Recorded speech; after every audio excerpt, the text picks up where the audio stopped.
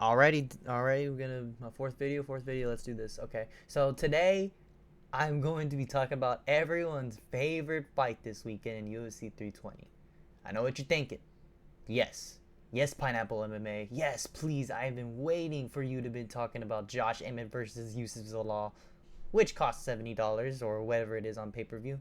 I would know because I always pay for the pay per views and stuff. So okay, so anyways, looking up this matchup, we got the Skyrim character model build Josh Emmett versus professional track runner Zalal himself. Listen, okay, now I can say that because I'm hiding behind a screen and would never say it to their face. The world doesn't exist beyond me. We all know this. Anyway, the point is to listen to me explain why Josh Emmett is going to beat Zalal. The first reason why sorry, friggin' little CTE episode right over there. The first reason why Josh beats Zalal is that Zalal's name sounds like Bilal. Now, if you were to ask me how that is related to his fighting ability, well, then I could argue that Zalal is just as boring as Bilal, and the name sounds similar, so there you go. Now you may hit me back with said argument. Oh well, what about him submitting Jack Shore, Billy Quarantillo? Fights I didn't watch. Well, then I would respond to you that I was not prepared for a rebuttal, but I do know I did not watch those fights. Neither am I going to right now. So I'm going to use my Youssef Zalal footwork and run away, slip and dodge that question. You know what I'm saying? Yes, his question against Cater. It's not his question. My bad. Yes, his fight against Cater was fucking terrible. While I was watching that fight to make this video, I literally was like writing notes in that fight, and I literally on my notes it says like right here. If I flip my page, it literally says, what did it say? Hold on, let me check. It said lol. The lol sound. The commentary confused the lol with Bilal. Like that actually happened. DC literally was like, oh Bilal, oh my bad, Zalal. Like bro, because there's not much to discuss. Like, oh my goodness, the outside foot battle, leg kick, slide out of range. No one cares, little bro. No one cares. All right. I actually have to recheck my notes to remember what the hell happened. Okay, so Youssef Zalal stood in kickboxing range in the void, just enough space where there was a little distance between Cater's leg reach. Just completely, just like inside the pocket, but like not really in a position to where Zalal would barely like avoid his strikes because Zalal, the range merchant, he was just outside of that reach. Zalal was just living there, rent free. I mean, he fucking, he set up camp and everything. You know what I'm saying? He would do this so well though. Like it would stifle Cater's offense, like ensuring that he wouldn't attack. Like it reminds me of, like kind of like Ian Gary maxing, bro. Bro is literally Ian Gary maxing. Why does he kind of sound like him a little bit too? Not gonna lie. Then the ultimate slap in the face. I unironically have to fucking see Zalal go for the two Peter Yan style judo trip throws. I don't know what it is actually called. Do I train? No. Do I have authority to say how and what someone has to do in a fight? Yes. I literally got so bored watching the fight, I just started writing in my notes while I was watching the fight, and her commentary glazed Zalal like, he's like, what the fuck? What did Paul Felder say? He was like, how does he sound again? He was like, man, the way Zalal keeps avoiding the fight is so beautiful. No! Like, no, it wasn't. No, it wasn't. Anyways, then fucking also Zalal attempt like 8 takedowns, gets none of them. Like, this guy is like the weirdest takedown attempts I've ever seen. It's so fucking strange. But I mean, like, it was working though. Like, it was effective because fucking Cater fucking practically got down on the ground like Officer Joe Pfeiffer was telling him to get down or something, because like holy shit, he sprawled so fucking hard on one of them. Like bro, it's Zalal, mate, you don't really have to do anything. Like, and okay, look, and to be real, I know for sure that like Zalal's takedown percentage was like he went for 8. I don't know, but I do know he got one kind of that he he got Cater on his butt, like on a double leg, but like Cater just immediately stood back up. And guess what? I'm not even gonna check on Google. I'm talking right now. Fuck that. You already wasted enough of my time. Throw a shot, throw a strike intended to fucking harm. I'm sitting here at fucking 5 in the morning talking about fucking Zalal versus Josh. Like, what the fuck am I doing with my life? Towards an audience of fucking crickets. This is what you did, Zalal. This is your fault. I didn't even finish watching your fight versus Cater. I saw you go in a turtle shell defense like you're fucking Bowser from Super Mario. I don't know what that noise was, but anyway, point is like, bro. Anyways, let's look at how Josh Emmett could win. There's one thing I'll say about Josh Emmett. He is strong. Like, I mean, obviously, I'm not reinventing the wheel of MMA YouTube with a take like this. But when you're putting people to sleep with overhand punches and leaving them on the ground having a seizure, that's a different level of power. Look, I know it's Bryce Mitchell, but even the Clip King, Aura Farmer Merchant, Ilya Topuria puts people to sleep.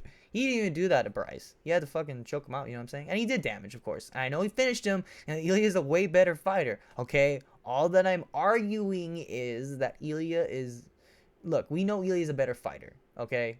But, you know, I'm just saying Josh Emmett hits really hard, okay? I'm not Jamal Hill with the delusion, you know what I'm saying?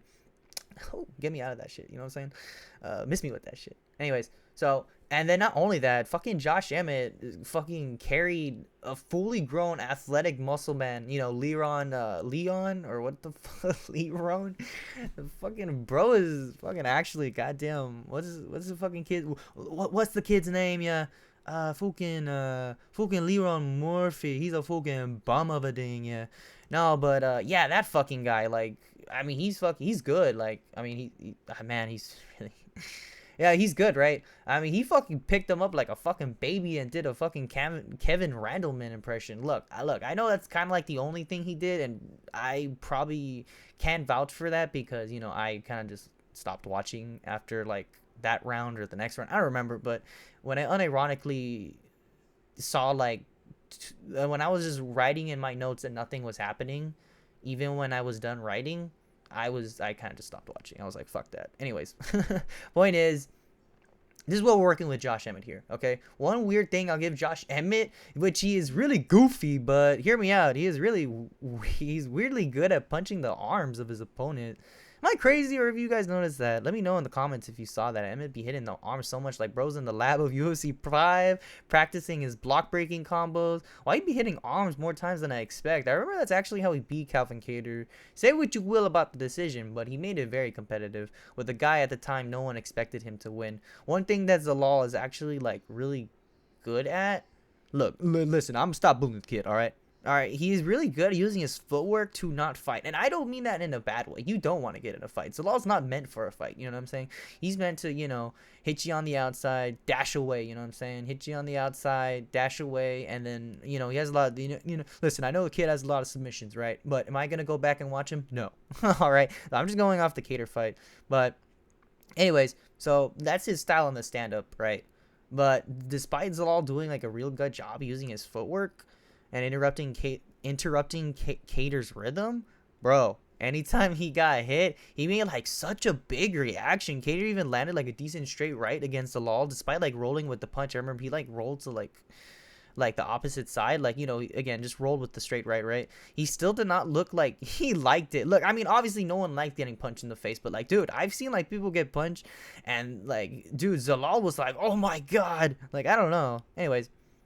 Let me know if you noticed that in the comments too. I don't know. Maybe I'm just yapping. Let me know though. Anyways, he just, anytime they were in the pocket, he just looked super uncomfortable. Like, you can tell he does not want to be in the pocket with Kattar. And if you're worried that much about Kattar, then I think it's a whole nother beast with Emmett.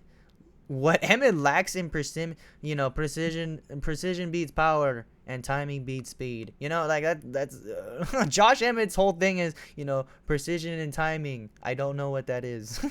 So, you know, he makes up for it with athleticism and toughness, which is enough sometimes, because despite being a hard puncher, he's got a lot of decisions. And of course, Josh, despite his age, his athleticism is still there, which is usually a paradox in MMA. Like, usually it's like the opposite. Usually precision and timing is what fighters have to use for offense when they get older. Like, more like fast strikes, timing, takedowns, like the speed's gone a little bit, the power. Oh no, the power's actually the least thing to go. But I know the speed and timing and the reflexes are usually going away, but not for fucking Emmett. I think if Emmett could get Zalal towards the cage and shoot on him, take him down, literally just once, from there, Zalal could be thinking submissions, because Emmett has like more decisions than Zalal, despite what people think of him as like a boring decision merchant. Like, I know I talked a lot of shit about him right now, but point is, this guy has like mostly all his wins by sub. Even Ilia Topuria, like, I think I watched highlights of this fight. Again, did I watch the fight? No. Am I a hardcore? Yes. But you know like, he actually did a very good job at like surviving the submissions of Ilia Topuria. So the guy's just really good with the jiu-jitsu. I can't lie about that. Anyways, which is why Emmett's main plan, since we're going in, look, listen, Emmett. Okay, we already know this kid's good with the submissions. All right, so let's just avoid that area, playing the jiu-jitsu game, like of like scrambles and everything. We just want to lay on the kid. All right, and that's probably our best bet here, because I don't like how Bro got submitted by Yair Rodriguez. And this is the fucking part where this is actually the last thing I remember watching in the Leroy Murphy fight, where I was like, yeah, no, I'm not watching this anymore. It just fucking pissed me off. Bro, how do you need to flip over a guillotine by Leroy, the miracle child prospect Murphy, bro? How do you how does he like get you in a guillotine where you fucking have to gator roll out of that shit? That's crazy, dog. Look, all right, say what you want about Leron, okay, and say what you want about me. Look, all I'm saying is, if Leron can get you in a position where you gotta fucking roll for a gator roll to get out of a goddamn guillotine, like it's me shooting on my cousin who's like 50 pounds heavier than me, and he pulls a guillotine on me, like, bro, and we're like doing the same flip out animation, like, bro, like, then, like, I don't think that's like, then I'm certain Zalal, who has quite a bit of submissions, could probably find the submission. So let's just avoid that on the ground. So, and when Zalal, another thing about that fight in the Cater one, where I think Emmett could take advantage of in the wrestling against the fence, is when Zalal was in the pocket and got tagged. He didn't like it. His style is not meant for wars or scraps. Emmett, if he can walk up down against the fence, which he was able to do against Leroy Murphy, bro. Actually, that's kind of a problem Leroy Murphy mostly has. So maybe that's just an issue with Leroy Murphy, now that I think about it. Maybe. But point is, because even, I know he slept the, what's his name? Aaron Picto. But, Aaron Picto did, like, pressure him to the fence. So, that's probably just a thing wrong with fucking Leroy Murphy. Is this a fucking this is a Zalal versus Emmett video or Leroy Murphy with the video, bro? I didn't even watch the whole fight, and these fucking come out of my mouth, dude. Bro lives rent free in my head. Fucking the next prospect of fucking featherweight, 34-year-old prospect Leroy Murphy is stuck in my head rent free. Anyways, I think Emmett can pressure him, make him to leave mistakes in that little pocket, and let Zalal come to you. Because Zalal's style is not meant to finish you on the feet. And his takedowns, I'm certain, unless he times them very well, he's not taking down Emmett. Because usually a traditional wrestler, when you're the taller guy compared to like the more stockier build like of Josh Emmett, like the Zalal. Okay, I'm gonna compare it to like Islam Makhachev. Okay, let's just say Zalal, just for reference of comparison. Let's just say Zalal is like Islam.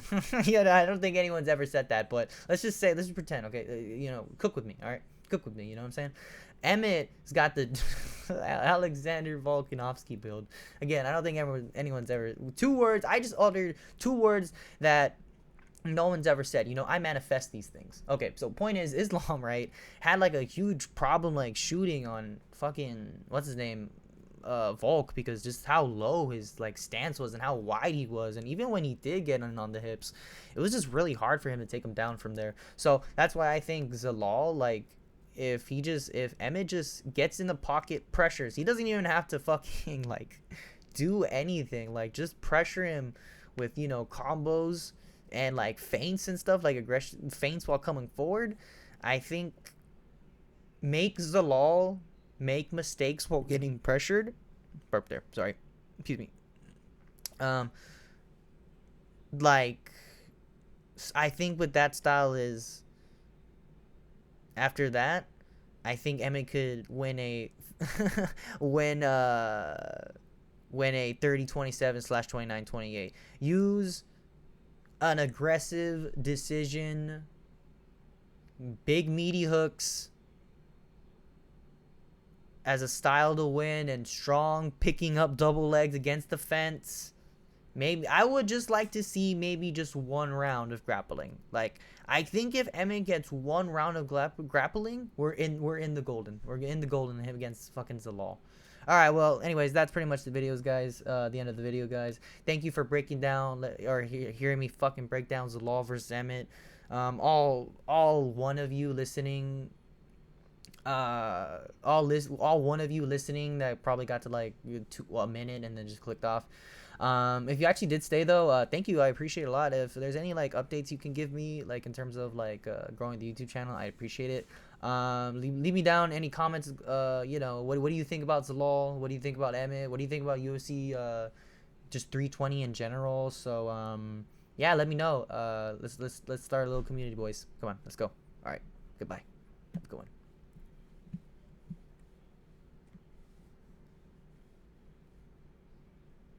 My fucking CTS can't even find the fucking stop screen or the stop button.